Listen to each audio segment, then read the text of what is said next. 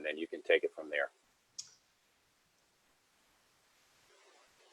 Setting up, almost there, almost there. Patience, patience. I want to go turn off broadcast as well. Hey, Randy, we're live on Facebook, man. Awesome. Yeah. And so, you know, we can get back to doing business here if you want to. Oh, okay. Well, we can do that now.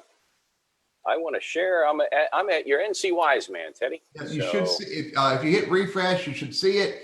All right. I think it's working, Randy. I love this technology. Well, it's freaky stuff, man. I guess I have to hit play. There it is. All right. Good deal. Out there? We sound like a bunch of old people who don't know what they're doing. There we are.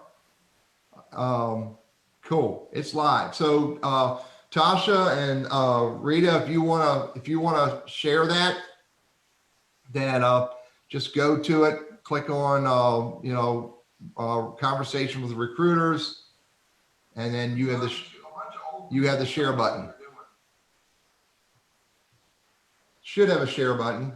Do you? Yeah, it's on the bottom of the screen. All right, I'm going to ignore that and come back to you guys. I'm back with you. There we go. Cool. We're in practice mode right now.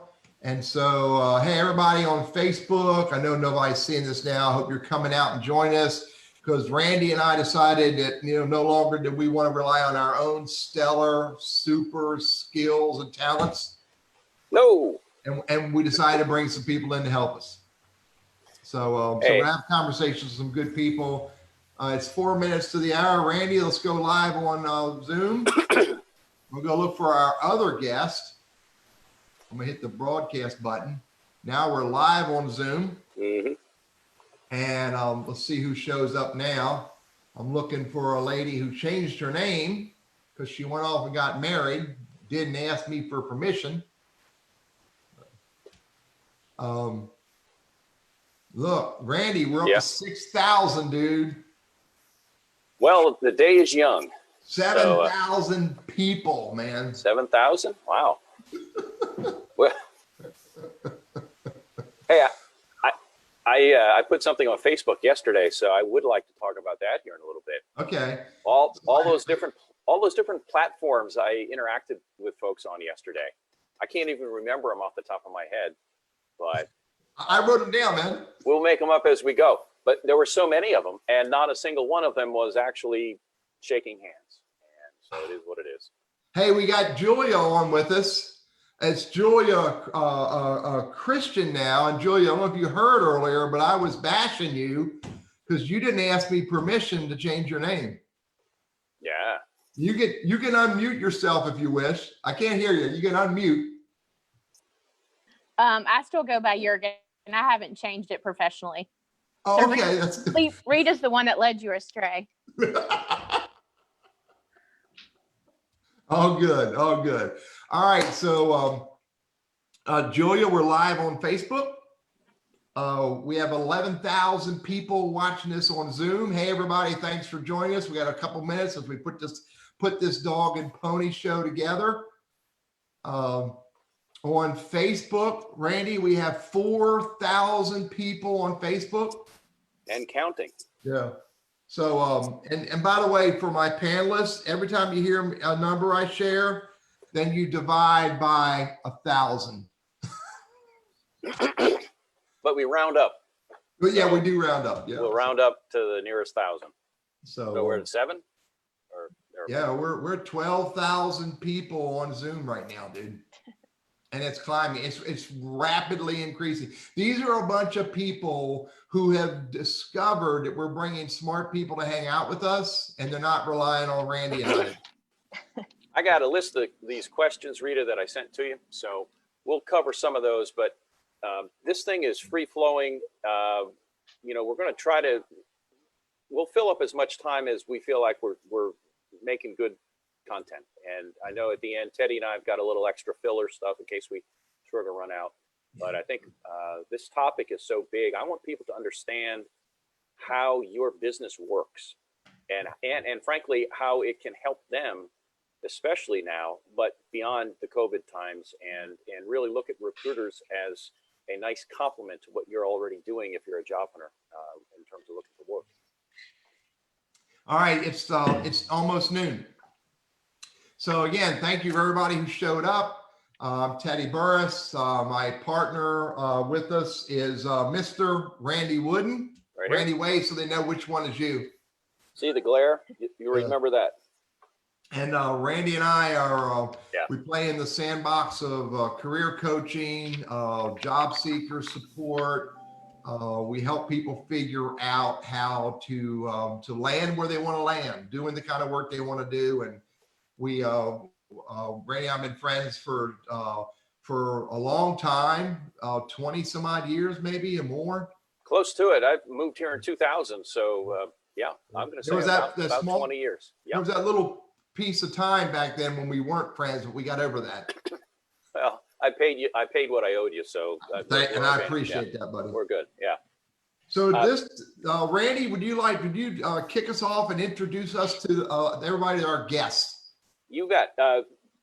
Each week we try to cover different topics that we feel like would be of value to you who is watching, typically surrounding job hunting, maybe LinkedIn, maybe some business tips, a little humor along the way, because this guy is, am I pointing the right way to get to Teddy? I need to point that way. Okay, yeah, this way. Because we've both been around the block and we've seen a lot of things that some are good and some are things are the reason that we're in business, because people do need some help. And we try to bring in a guest each week to talk about some aspect of the job hunt. And this week, we've got friends from The Resource. I know The Resource has been very, very helpful to us at Goodwill's Professional Center, to me personally. And Teddy, I'm sure you'd say the same.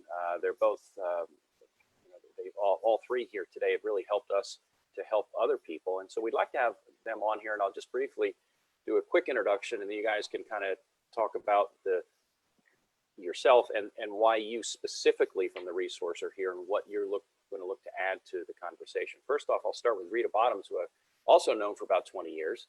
And back when she was, 18 or I don't know, something like that. Is that about when it started? Is that good? I mean, we're good. Also a hockey fan there as well. And so that we also have that in common. And you are also, I think, our SHRM board member of the year. And so congrats on that. But Rita is here along with Julia Yeargan with The Resource, and also Tarsha Harris. And each of the three of you sort of has a different specialty. So if you would just kind of do a quick, we'll start with Rita and then Julia and then Tarsha, and talk about sort of what your niche is with The Resource. Thank you, Randy. I've been with The Resource for a little over 19 years and have been in the staffing industry for over 25. And my role consists of more the business development side, going out and knocking on the doors, reaching out to the clients to see what we can bring to the table for Tasha and Julia to work with their groups to be able to fill those positions internally and make that match. Yeah, Julia. Hey, and I'm Julia Yeargan. I've worked with The Resource. May 1st will be 25 years. So I've kind of done a little bit of everything, as you can imagine, for small business. And currently I manage our direct hire perm placement team. Tasha, unmute yourself. There you are. Hi, I'm Tarsha Harris. So I have been working at The Resource, actually it'll be 4 years in May. So I'm still the newbie out of those two ladies. But I have started out as a recruiter here, and I currently now manage our team. So I'm the operations manager here on the temp side of our division. A little bit about. So look, Randy, can I do the housekeeping? Yeah, you bet. I forgot to do the housekeeping. Remind me next week to do the housekeeping first. Okay. Okay. So, hey, everybody, Randy, we're up to well over 30,000 people live on this conversation right now. Pretty awesome. Wow. And so we want this to be engaging. We want you to ask questions. And so please use the Q&A box. Miss Steve, good to see you that you're here. Use the Q&A box to ask questions. I've got my control panel, my huge monitor going on here. So I'm paying attention to panelists and live and Q&A so that we can answer questions for you. That's absolutely critical for us to do that. So please do that. And so that's all my housekeeping. Inez, good to see you here. Randy, kick us off with the conversation with this fabulous group of professional recruiters. You bet. Well, one thing I was going to mention right off the top here, and it's the old dog, new tricks kind of thing. And just yesterday, this has been a game changer. A lot of stuff that we've always done has historically been either in person or over the phone. And now lately, whether it's here on Zoom or it's, gosh, everything from GoToMeeting to Microsoft Teams to you name it, it's all over the map. And so I think we've all had to learn on the fly here. One thing, though, that really has changed over years, I think, has been the growth of staffing firms and companies utilizing those firms to, in effect, try you before they buy you in some cases. And so today, the game plan is to learn as much as we can about how the recruiting business works. And so that's why we have Rita here, who goes out and gets the job orders from companies. We have Tarsha, who deals with the, let's say, temporary positions, and then Julia, who deals with executive recruiting, the permanent placement sort of scenario. So let's first get started and try to understand some terminology here.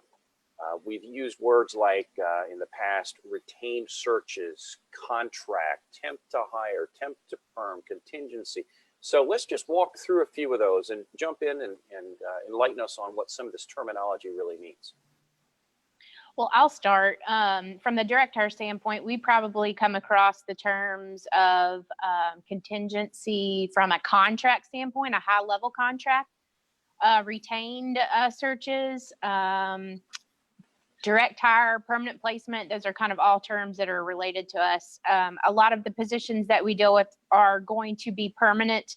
Some of the positions that we deal with have been contract from a high standpoint where they're not necessarily on our payroll, but they become a contract employee of the hiring company for whatever specific time they're contracted for. But it's still a means of connecting the employee with the company themselves.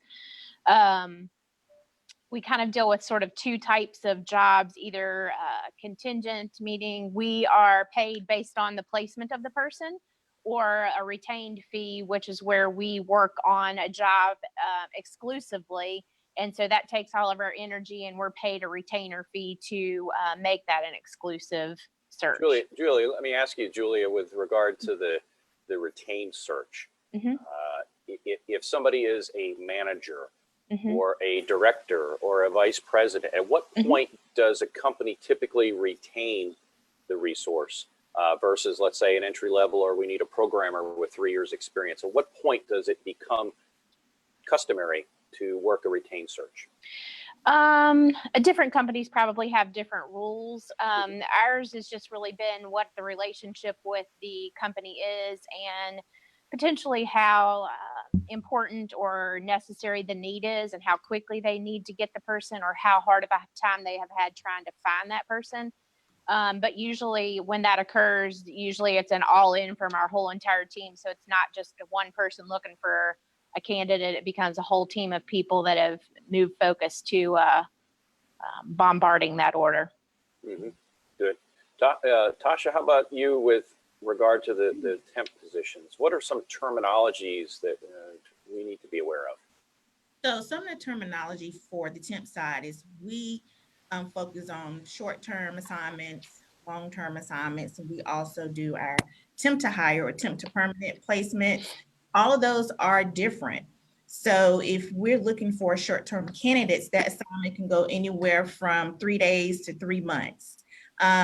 Long-term can be anywhere from 3 months to a year, whereas, of course, attempt to hire, meaning that they are working contracted hours.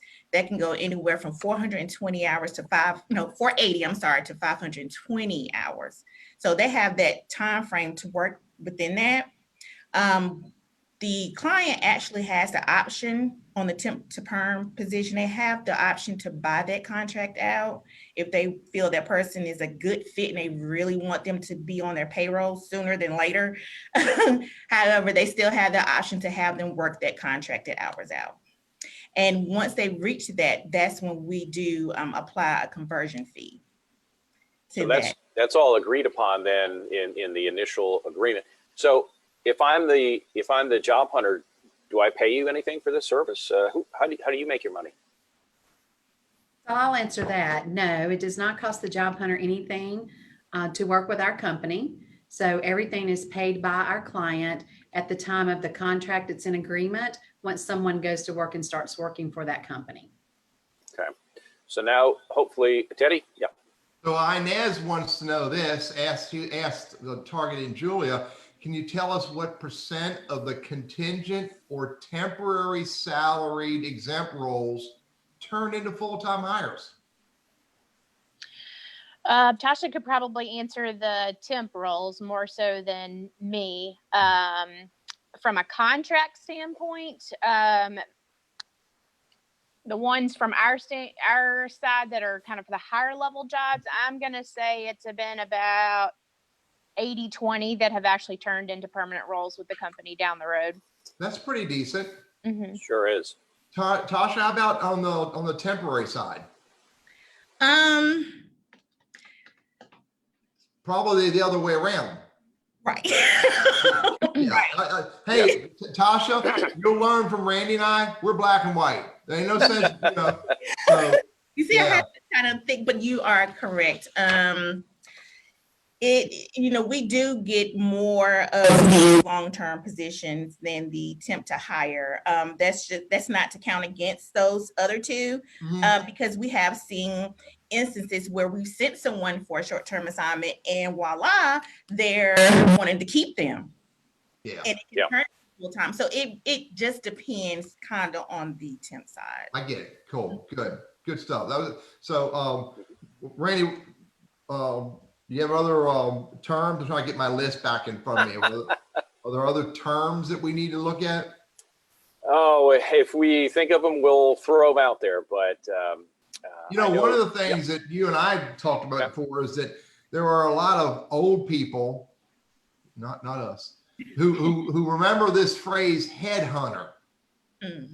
Yeah. Okay. And does the staffing industry still use that term? Is it appropriate or? I don't think you see that term quite as much anymore. People still refer to it that have been around for years like us. But most of the time now we hear perm placement, executive search, or direct hire. Yeah.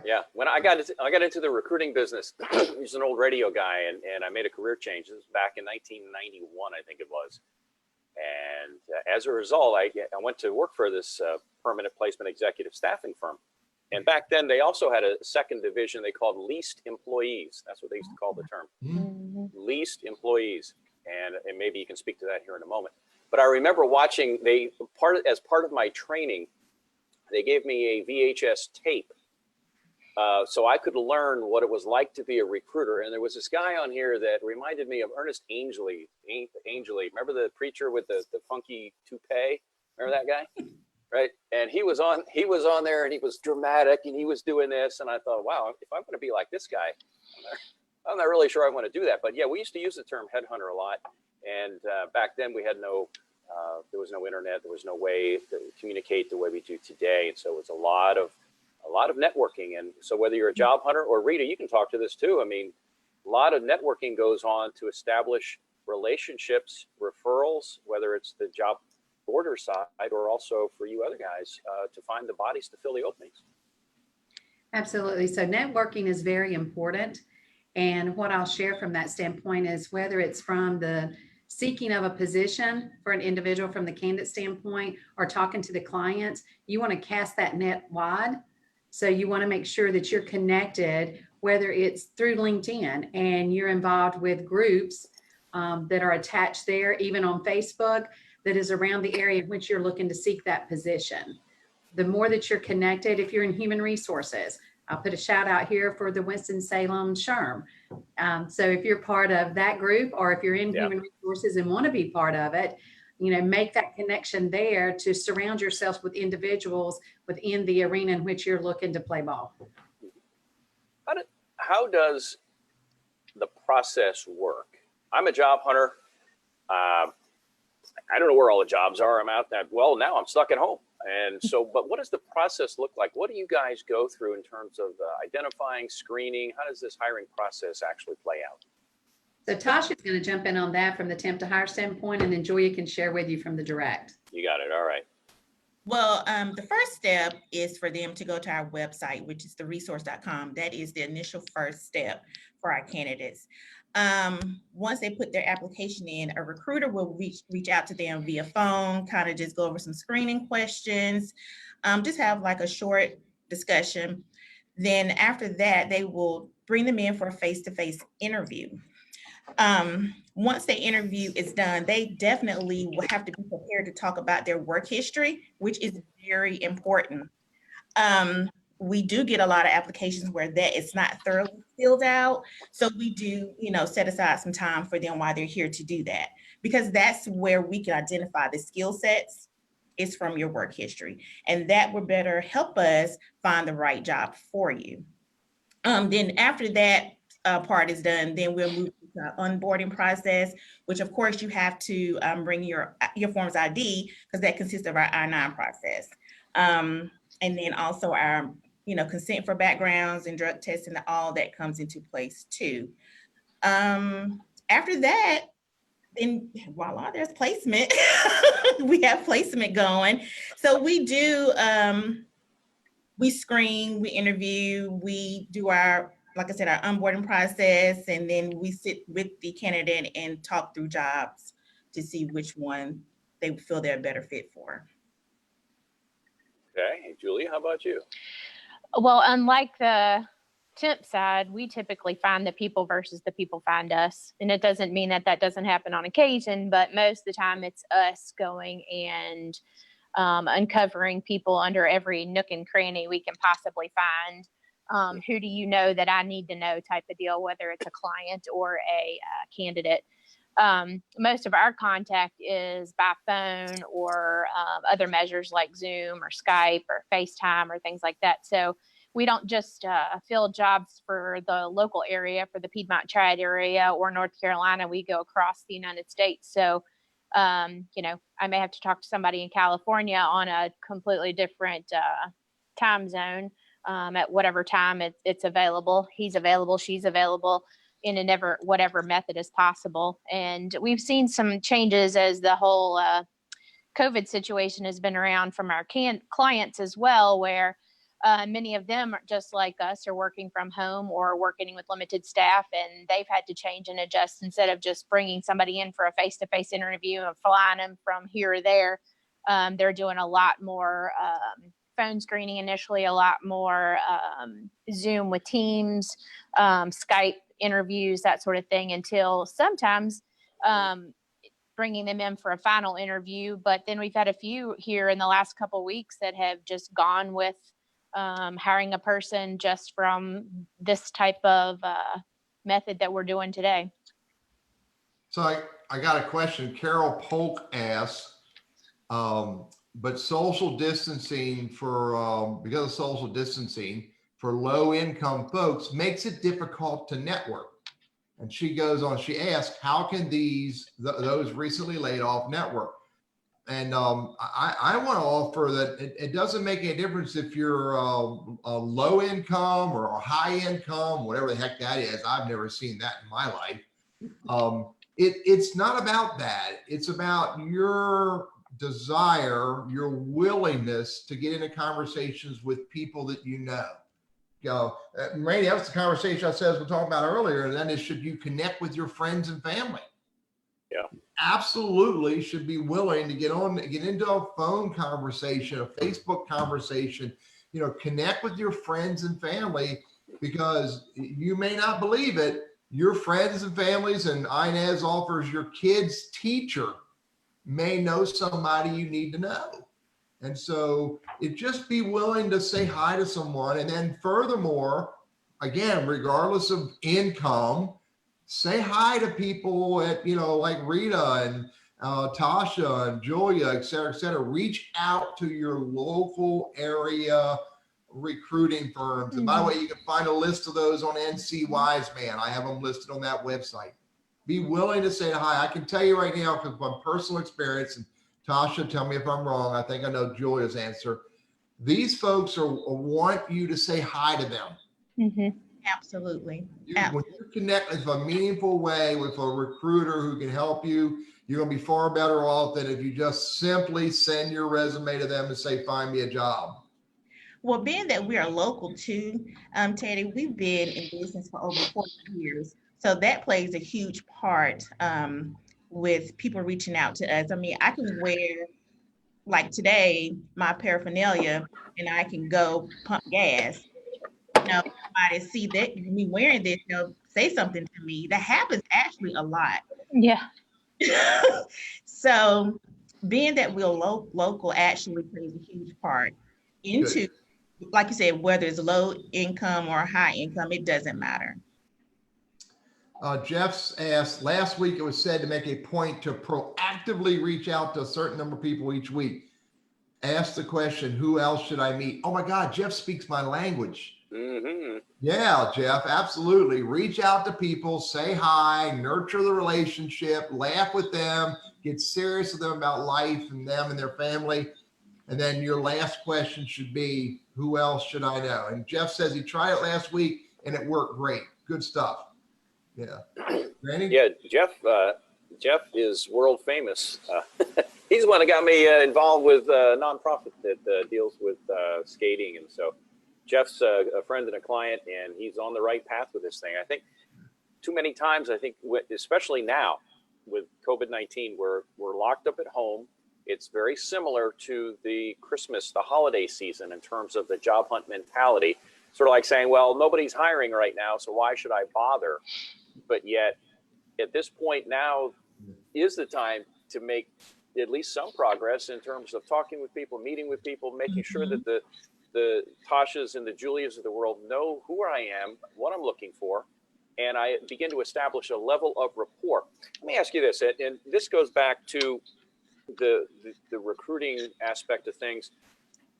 I'm not sure how to word this exactly, but recruiters are human. They're more than just robotic matching keywords with a recruiter with a job order.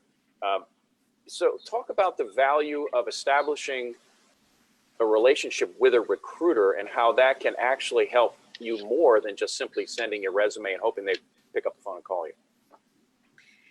That is very key to, I think it's as far as job placement is concerned. You have to build the rapport with the recruiter and vice versa. I mean, the recruiter also know their candidate as well. It works hand in hand versus a candidate coming in and, if we're reaching out for jobs and they're not answering their phone or they're not responding to emails, then it's nothing that we can do. So building a rapport, standing for a recruiter, it works wonders actually. Because it when a job comes up, you're that first person we're going to think about. Sure. Yeah. And building the rapport. Sometimes people find themselves looking for a job more than once. So we have had many times where we've placed somebody or even just worked with them in the past. Maybe we didn't get the placement of them, but they do come back around to say, hey, I'm looking for a job again, or potentially they even become a client. So there's lots of reasons to network and recruit and connect with different people. Even recruiters are connected to other recruiters. I have a friend that specializes only in insurance recruiting, jobs related to insurance companies. So, sometimes I'll tell somebody, hey, reach out to so-and-so and connect with them too, because she may have a whole different set of jobs that I don't have just because of what she does. That leads to another question that I had, which was, okay, I'm a job hunter. how do I know who the right recruiters are that I should be talking to? How do I find the right ones? Whatever that means. How do I find them?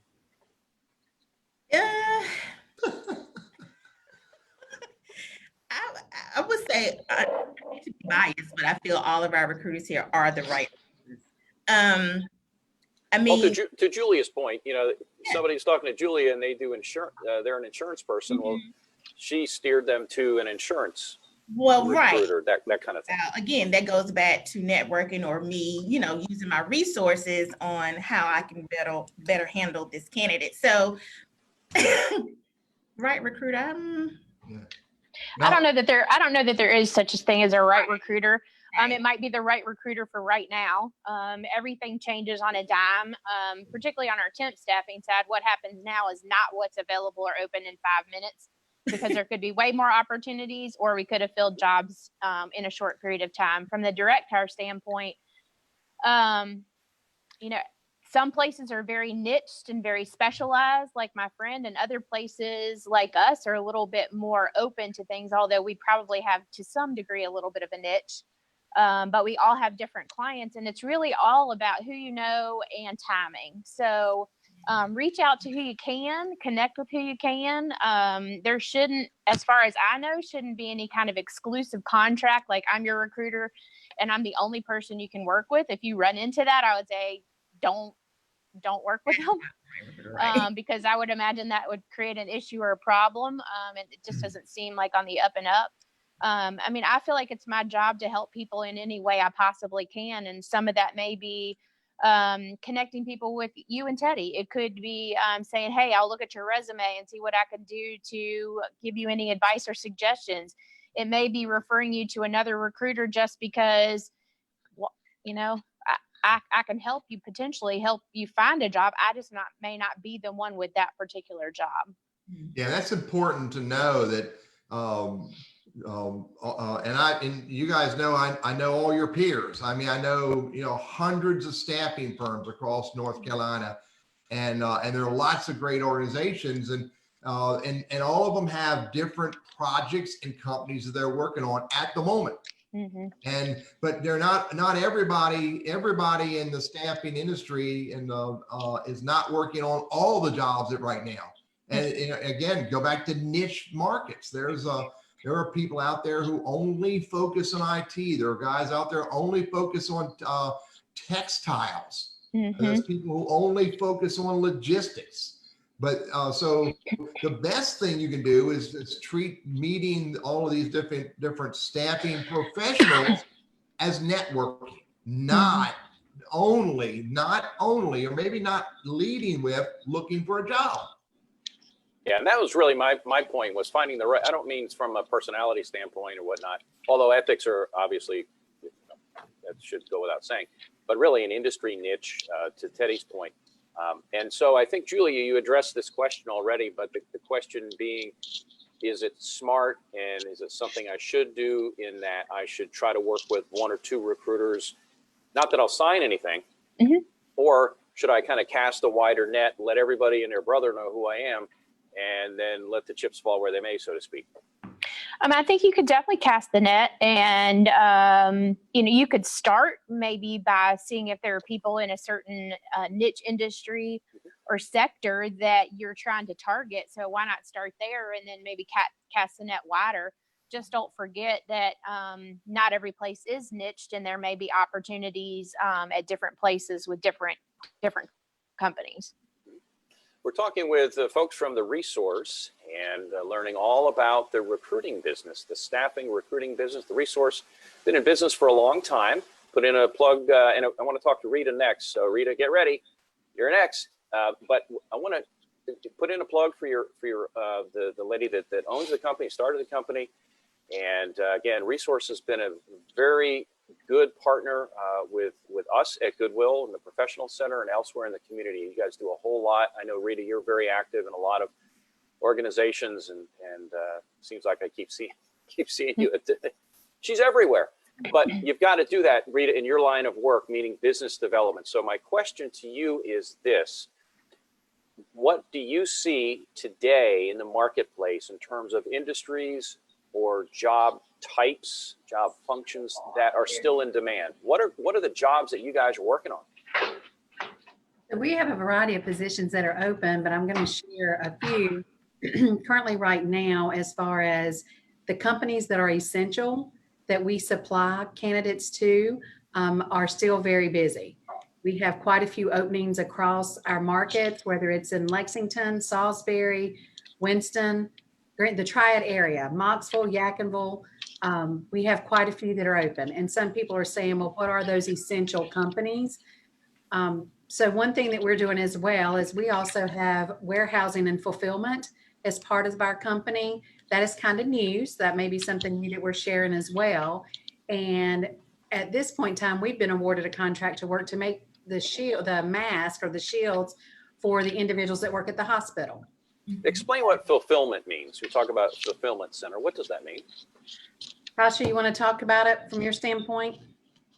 So, Didn't mean to cut you off, but No, you're good. If you didn't know what fulfillment meant, I just wanted to make sure people knew that. it's just basically an extension of what our warehouse, our own little warehouse manufacturing division that we have that we just implemented. Gosh, would you guys probably say about 6 months ago? We just So to Rita's point, we are currently right now making face shields, the masks for our hospitals, and we do have a client that has reached out to us to give us quite a bit of jobs to work. So we're thankful for that, especially with the times that we're going through right now, with people being furloughed or laid off. So we're just thankful for it. In general, the fulfillment center kind of works on jobs that may not be able to be handled by the company as their primary product. So the face shield is one. We've done some repackaging jobs, relabeling jobs, things like that, where the product is brought into our warehouse and we do it for the company and then they send it to their customer. Still like Rita, questioning up, speak to the locations again for the resource. Someone asked if you represent the Greensboro office of the resource. I represent every office of the resource. She is the resource. So we do have offices in Winston-Salem, Greensboro, Lexington, Salisbury, Moxville, Statesville, Yadkinville. Am I missing any, ladies? No. We also have on-site capabilities and do that with several companies as well throughout the Triad area. Cool. Thank you for sharing that. So Yeah, that's good. So COVID, it's changed your I guess your process a bit. I mean, most obviously people can't physically walk in to see you anymore, I assume. What else has changed in terms of your process, if anything, with COVID-19? Well, that is true. We have actually kind of locked our doors because we were operating every day to our general public. Right. But with this going on, we only do appointment only right now. So we do our interviews over the phone. Everything is done over the phone or online. Once everything is complete, then we'll set up an appointment for them to come in to do drug testing. Anybody coming through these doors right now, they have a job walking through the door. It's just they have to complete that last step, which is the drug test if required by the client. And we also do our own orientations here as well for safety reasons to get the candidate prepared and everything before they start. So yes, COVID has definitely affected us. Definitely. From the direct hire standpoint, it's not really affected us quite as much, other than getting clients to be more comfortable using technology to consider alternative ways to speak to people. And that for the most part, they've come around. tell them that Randy figured it out. They can. Right. Yeah, begrudgingly, I did. And you can see I'm in my spacious man cave behind with all the paraphernalia up top. Just a quick plug for my Red Sox up there. I don't know if you can see little Red Sox stuff and all that. Hey, let me ask you this, and this is for all three of you. what are the pros and cons or advantages versus disadvantages of going through a staffing company? I'm going to start with some of the advantages of working with us. One thing that you have to realize is, and I think Julia has tapped on some of it as well, as a recruiter, we can save you time just because of the connections that we have with the clients. We are also, a lot of times when you apply, a lot of people are like, I never hear from anybody, even when I apply for a position directly to a company. So how are you going to help me any differently? Because of the relationship and partnership that we have built with these clients, we're able to have that one-on-one conversation about a candidate. We're able to present the candidate, excuse me, outside just a resume. We're also able to share with them more in-depth information about that candidate that you may not see on the resume.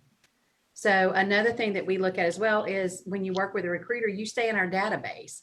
So it's not a situation like with some companies after 30 days or 60 days, your resume kind of goes off into a black hole and it's not kept. So we keep that database alive as well. We help you through the process. That's another thing that we can do from A to Z. So I was going to say maybe a little bit like in the real estate business. I mean, I could try to sell a home on my own, or I could try to buy a home without any assistance. And so you help with that process. Tarsha, I think we're going to add some to that too. Yeah, you're absolutely correct. It is almost like buying a home or in real estate. You can, again, have the option to do it yourself, or you can have the option to have somebody work for you. Everything that Rita said is correct as far as the advantages of using a recruiter. And there's a couple other things to consider as well. As a recruiter, that's our job, and that's how we're paid, is to make those placements. So the connection with those individuals is important because we want to help them find that position. So in turn, number one, they found a job. So we have a happy candidate, we have a happy client, and we're happy because we got paid for the placement that we made. The other thing is it's because of job opportunities.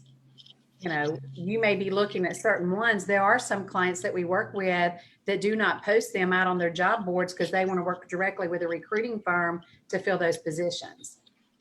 Sure. And then we also have the opportunity to do what we call skills marketing, which is basically taking a candidate and turning it around to our customer and say, hey, I know occasionally you've looked for people of this particular skill type, or I know you have a division or a department that focuses on this.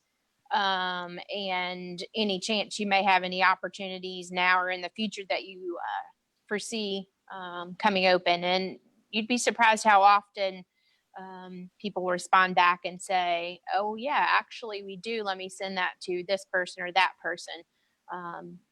So there's lots of other opportunities that could come up out of it as well. So Carol asked, this might be a general question for any one of the five of us, that she still sees there are job fairs going on right now. And she wants to know, are these happening online? I know a few that are happening online. Rita, I know you guys every now and then have some job fairs. Do you have anything online now? So a lot of them are going to be like virtual job fairs, or it's making those connections. We will be participating even with the Urban League next week on their job fair that will be by Zoom. Yep, on the 25th. Yep, Thursday. So we'll be having that as well with them. So we are interacting and connecting every way we possibly can virtually with individuals.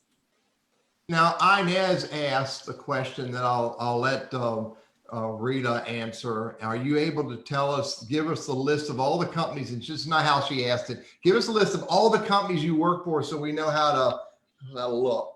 Are you able to share a list of companies you work with?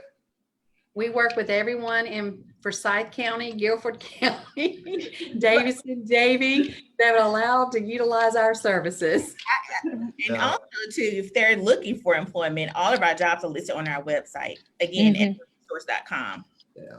Here's something that comes up. I hear, and I'd like you to address this and kind of dispel this thought, but I get some of my clients that say, the recruiter says they're going to find a job for me. Or they'll say they're going to find me a job, which my mom would cringe if she heard that because she's an English teacher. Anyway, who do you really work for? your role isn't to find somebody a job. It's to make a good marriage, if you will, I think.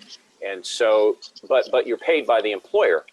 So ultimately, your role is more focused on fulfilling that employer's needs because they're the one writing the check.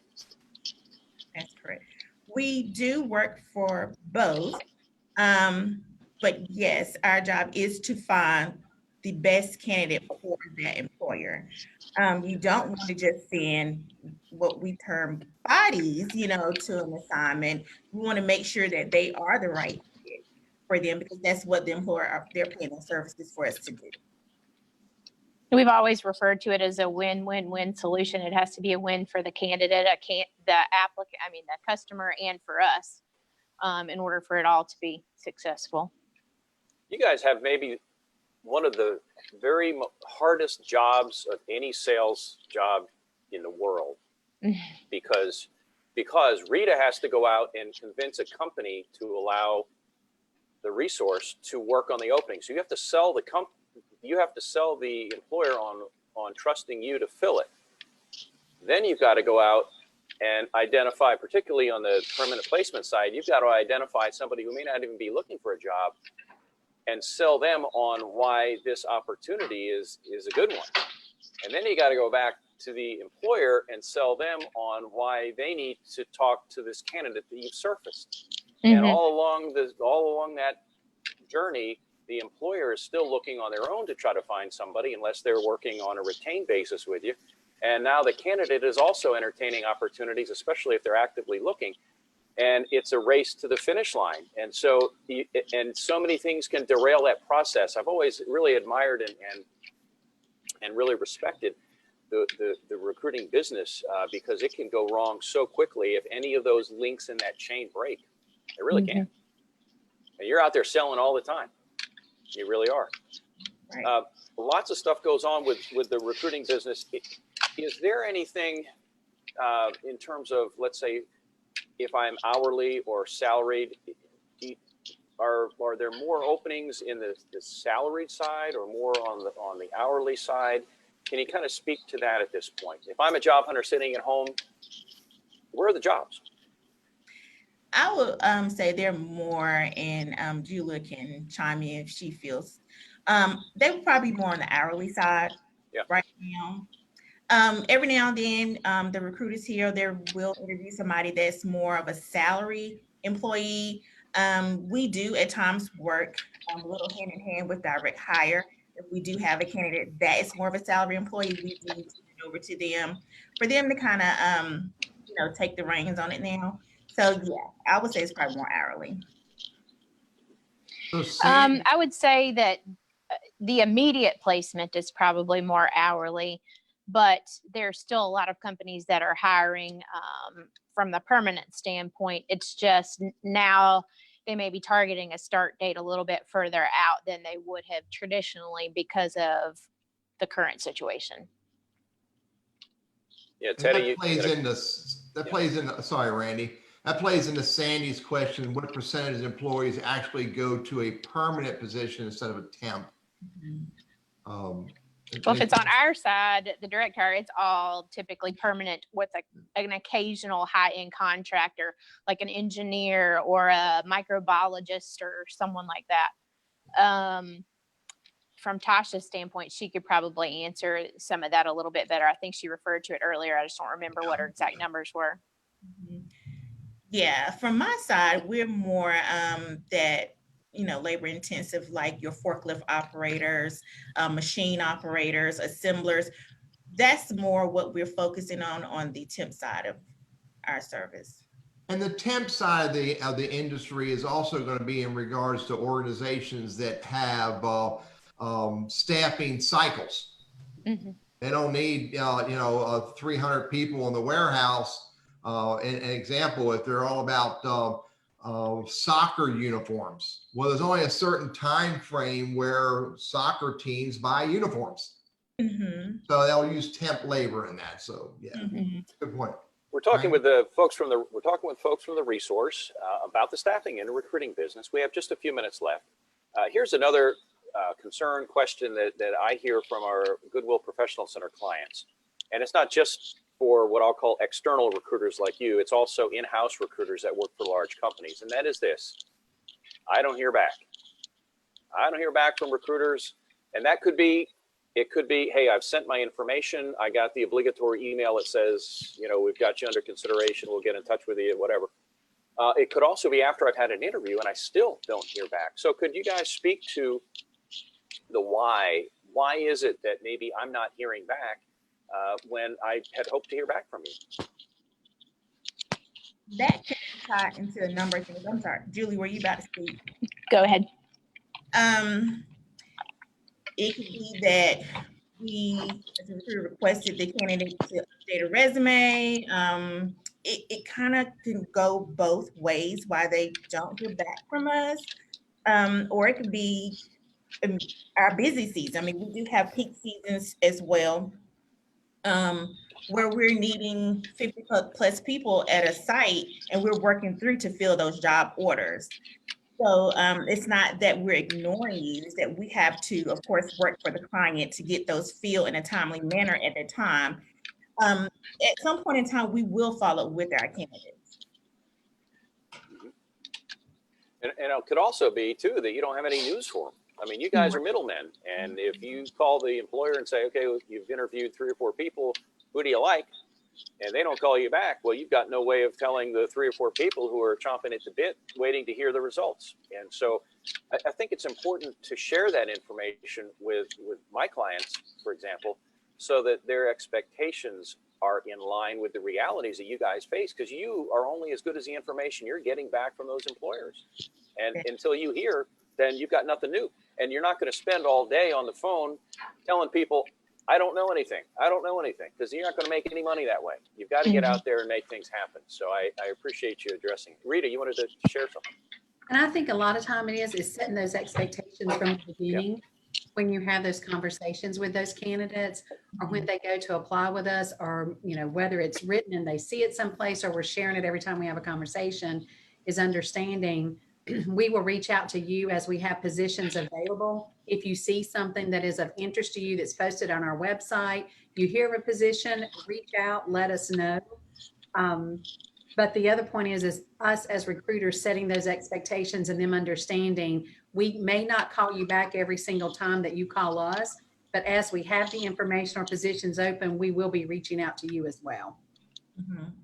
Teddy, do you have any more questions? Because we can wrap it up here in a minute or two. Yeah, this is good. Rita, Tarsha, Julia, thanks for sharing. Again, Rita on the business development side of the resource. She, in many respects, because I've known her for years, is one of the key figures that I go to in the staffing world to get for guidance. Tarsha is all about the temp side of staffing, manufacturing, light industrial, and Julia's focused on more of the permanent placement work. Ladies, what's the best way for them to find you if they want to connect with you or get a conversation with you? Either one of you. Rita? LinkedIn. Better say LinkedIn, girl. Tarsha? Absolutely, LinkedIn as well. Julia? LinkedIn, and my email and my phone number, desk phone number on LinkedIn too. So it gives you a couple different options. Hey, I got a question. Got a question for you. If you reach out to any of these ladies on LinkedIn, you better send them a personal note in your invite. Or Teddy is going to come after you. Let me ask you this. Steve Miller's on this call, and we connected last week after the last call. Good. Oh, I got to ask you, especially Julia on the permanent placement side, and I guess Tarsha as well. How aggressively do you use LinkedIn as a sourcing tool? If I'm a job hunter and if I'm not on it, am I really missing out? Because it's just like Facebook and everything else, and I don't want to waste my time with social media because I'm a private person. My team is on it. My team is on LinkedIn almost all day, every day. I mean, there are times where you could hear a pin drop in our group just because we are looking for people and communicating with people in a variety of different ways. I wish we could bottle that. I know we've recorded that, but Teddy, you and I bang the drum all day. LinkedIn, get on it, get active, do more than just set up your page. And there's if you want to send an invite to anybody, including Tarsha on your mobile device, go to their profile, click on more or the three dots, and you'll see invite personal note. I just got to ask that question. Yeah, it takes that little extra effort, but I'll tell you, it's worth it, especially if you're trying to create a good impression. So ladies, thank you again. Stay on here. Stay on here. Don't dump out. But I know Teddy, and feel free to jump in if you need to. But Well, Teddy, you had a conversation. You wanted to talk about 2 of your mantras. Well, yeah, we like to have a special guest, or in this case, a few guests, to really kind of put their arms around a topic. And it's one thing for us to talk about. It's another thing for them to talk about it. But also, we have our own way that we coach job hunters and some tips and such. So what we're going to try to do is have a quick tip from me, quick tip from you, and then wrap things up. But there's something that I call ask for the job and keep control. Ask for the job and keep control. And what that means is, toward the end of the interview, hey, Tasha, you may want to mute your mic. I got it. You got it? Okay. So often I hear from clients, job hunters, that say, I interviewed a month ago, I haven't heard anything. Should I have called them or emailed them? And they're perplexed because they don't know what to do next. And so the term ask for the job and keep control is a way for you to help control or manage that process from the end of the interview onward. So by ask for the job, I don't mean, please hire me. You want to state your interest in the position at the end. Worst thing you can do is leave the interview and they have no idea if you're interested in the job, because why would they want to hire you in the first place if you're not interested? So let them know you're interested. And if they haven't told you what the next step is in that hiring process, ask them. You want to understand what happens next and when. And if they say, hey, look, today's the 22nd, it's a Wednesday, we should know something, I don't know, pick a date, or in 2 weeks. Well, then what you would do is say, well, great, I'm excited about the opportunity. I know you've got other folks you want to talk to, and I certainly would hope that I'd be in that next round. If I haven't heard from you by then, could I contact you? And 9 times out of 10, they'll say yes. If they say no, well, probably not going to be hired in the first place. But the reality is, this way it allows you now with some level of confidence to follow up with that phone call if you haven't heard from them, and understand where you are in the process. Now, that doesn't mean you shouldn't send a thank you note, snail mail, and email, and I get that. But I'm talking about that problem of, okay, 2 or 3 weeks, gee, I haven't heard anything, what should I do? And ask for the job and keep control is a good way for you to manage that process as best you can. And I like the word you use, Randy. This is one of the things that I teach, is that you have to consider your job search and the activities that you do a process.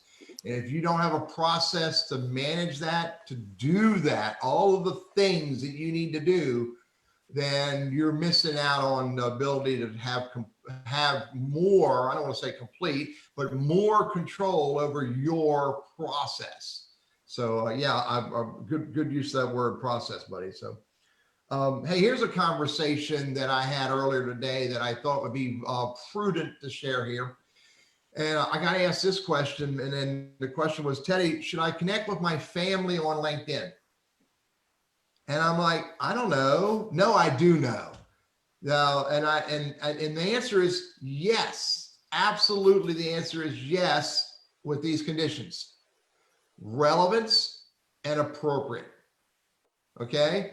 Rita, Tasha, Julia, are you connected to any family members? Just show of hands. Yes. Yeah. Randy, you connected to any family members? Yeah, absolutely. Where relevant. So this is where you're going to get the greatest opportunity, is that when you're networking, you start with that core circle. That I used to have one, inner circle. And who better to introduce you to other people you should meet than people who already trust, respect, like, appreciate, maybe even love you. Now, I'm not going to send a LinkedIn invite to every one of my family members, but it's not going to work for 2 reasons. It's not all relevant and it's not all appropriate. But, I've got family members who are in business doing things that are somewhat kind of relevant to my target audience. So I'm connected to my sister and a brother-in-law and another brother-in-law and an uncle because it's relevant. Okay. And so think that way. But here's the reason why you want to connect with family members where relevant and where appropriate. You don't know who they know.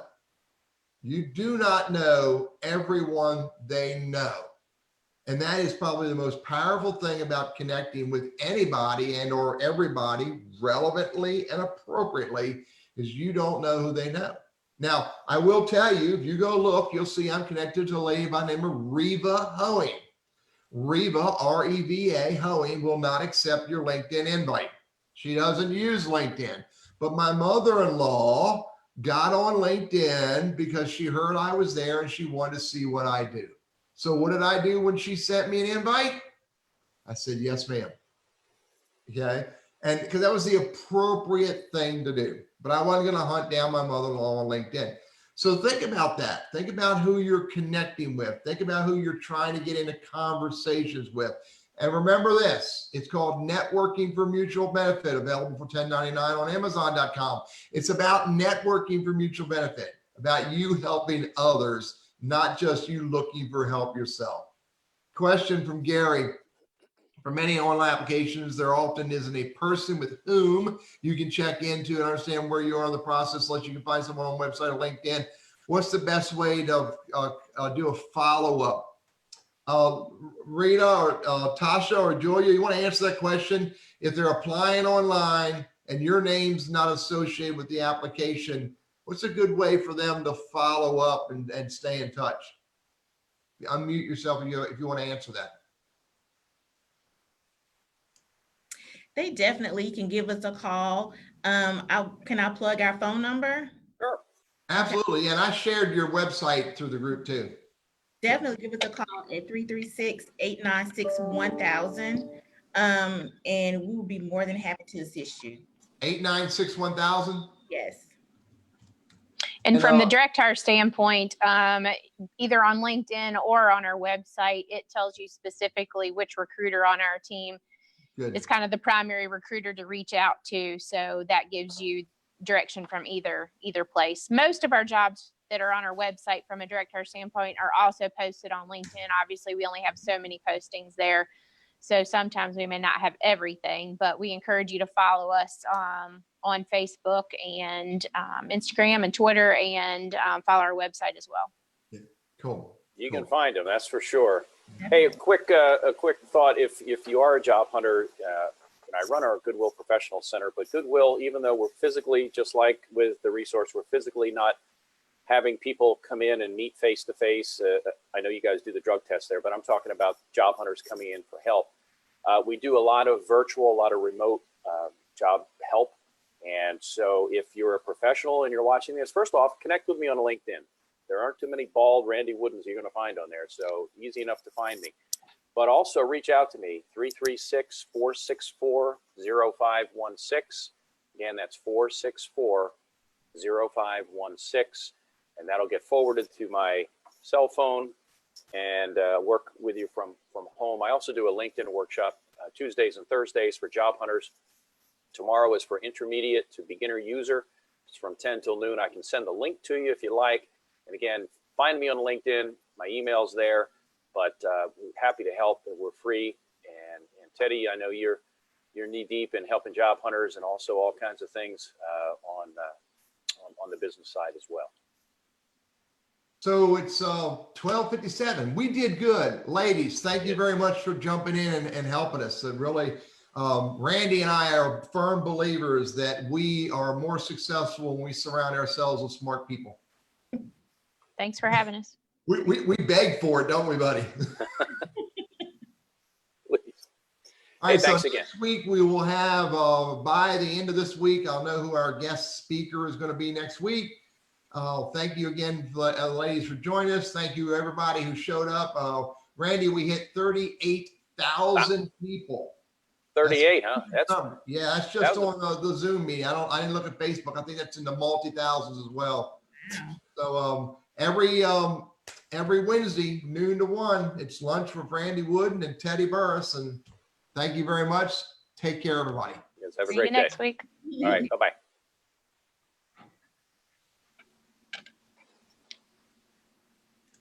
Oh, I gotta go end Facebook. Bye, Facebook.